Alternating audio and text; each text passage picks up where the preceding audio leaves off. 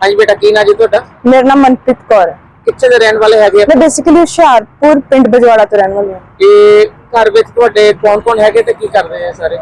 मेरी मदर है housewife, father है बीएसएफ विच और मेरी सिस्टर और ब्रदर है। ਤੁਸੀਂ ਪੜ੍ਹਦੇ ਹੋ? हाँ जी, मैं गवर्नमेंट कॉलेज हुशियारपुर की स्टूडेंट। ਕੌਣ ਸੀ ਕਲਾਸ ਵਿੱਚ? मैं बीए फर्स्ट ईयर। ਆਪਾਂ ਸਾਨੂੰ ਕੁਝ ਪਤਾ ਲੱਗਾ ਸੀ ਕਿ ਤੁਸੀਂ ਅਲੱਗ-ਅਲੱਗ ਜਾਨਵਰਾਂ ਦੀਆਂ ਜਾਂ ਕੁਝ ਅਲੱਗ-ਅਲੱਗ ਤਰ੍ਹਾਂ ਦੀਆਂ ਆਵਾਜ਼ਾਂ ਕੱਢ ਲੈਂਦੇ ਆ, ਕੁਝ ਮਿਮਿਕਰੀ ਵੀ ਕਰ ਲੈਂਦੇ ਆ। ਉਹਦੇ ਬਾਰੇ ਕੁਝ ਦੱਸੋ ਸਾਨੂੰ, ਇਹ ਤੁਹਾਡੇ 'ਚ ਇਹ ਟੈਲੈਂਟ ਜਿਹੜਾ ਸੀਗਾ ਇਹ ਕਦੋਂ ਤੋਂ ਆਇਆ ਤੇ ਕਿੱਦਾਂ ਆਇਆ? हाँ जी सर, मैं कुछ ऑब्जर्वेशन करती सी आवाज़ां दी पक्षी ਨੂੰ ਲੈ ਕੇ, ਦੈਨ ऑब्जर्वेशन करते करते मैंने मौका मिला कि साडे कॉलेज यूथ फेस्टिवल आया और मैं उहदे विच पार्टिसिपेट करन दे लई गई और मैंने पता लगा कि थिएटर आइटम्स होंदियां ने।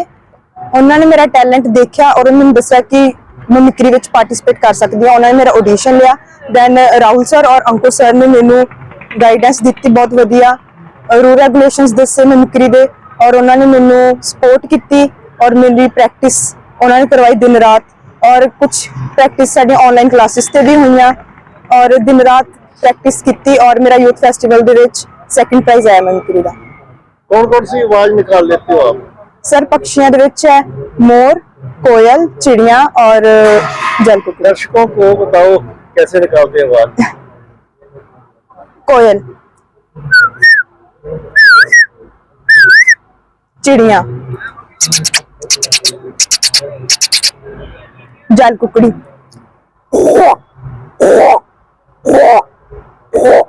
मोर,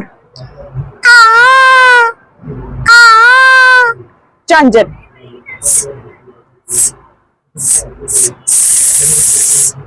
शहनाई,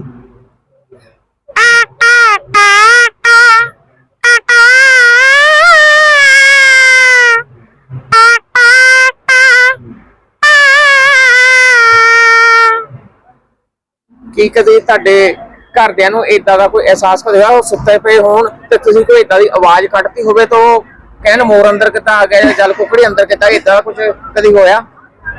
सर एक टाइम सीगा मैं रात 2 बजे प्रैक्टिस कर रही सी और मैं सिर्फ सुरिंदर कौर दी आवाज ट्राई कर रही सी और घर दे पूछ रहे थे कि शायद टीवी चल रहा है। ਇਹ ਸੁਰਿੰਦਰ ਕੌਰ ਦੀ ਆਵਾਜ਼ ਵੀ ਫੇਰ ਕੱਢ ਕੇ ਦਿਖਾ ਦਿਓ। इना अखियां च पावा किवें कजलावे अखियां च तू वसदा। ਤੋਂ ਇਲਾਵਾ ਆਪਾਂ ਹੋਰ ਕਿਹਦੀ ਆਵਾਜ਼ ਕੱਢ ਲੈਂਦੇ ਉਹ ਵੀ ਸਾਡੇ ਦਰਸ਼ਕਾਂ ਨੂੰ ਦੱਸੋ ਜਰਾ। टीवी विच शो आंदा है नागिन, हां जी ओदी ट्यून है।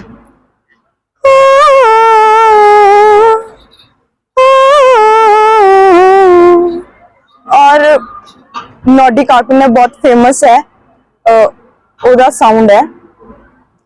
चली हवा चली शहर के आल पार, तुम जानो मैं ना मानू हार। ਇੱਕ ਬੱਕਰੀ ਦੀ ਆਵਾਜ਼ ਵੀ ਤੁਸੀਂ ਦੱਸਿਆ ਸੀ ਕਿ ਬਹੁਤ ਵਧੀਆ ਕੱਢ ਲੈਣ, ਉਹ ਵੀ ਦੱਸ ਕੱਢੋ ਜਰਾ। ਨਾਲ ਨੌਜਵਾਨ ਪੀੜ੍ਹੀ ਨੂੰ ਕੀ ਸੰਦੇਸ਼ ਦੇਣਾ ਚਾਹੁੰਦੀ ਹੈ? सर अजकल की नौजवान पीढ़ी ਨੂੰ पता नहीं कि मिमिक्री की चीज होंदी है, उन्होंने सिर्फ इन्ना लगदा कि कुछ आवाज़ां है ना जो बहुत ईजिली निकल जांदियां, बट ਇਹਦੇ ਪਿੱਛੇ ਕਿੰਨੀ ਪ੍ਰੈਕਟਿਸ ਹੈ ਉਹ ਇਸ ਗੱਲ ਨੂੰ ਨਹੀਂ ਜਾਣਦੇ और मैं ना दसना चाहनी है कि इस टैलेंट ਨੂੰ मिमिक्री किया जाता है। ਅਖੀਰ ਵਿੱਚ ਨਾਗਣ ਦੀ ਇੱਕ ਵਾਰੀ ਫਿਰ ਦਰਸ਼ਕਾਂ ਨੂੰ ਦੱਸ ਦਿਓ।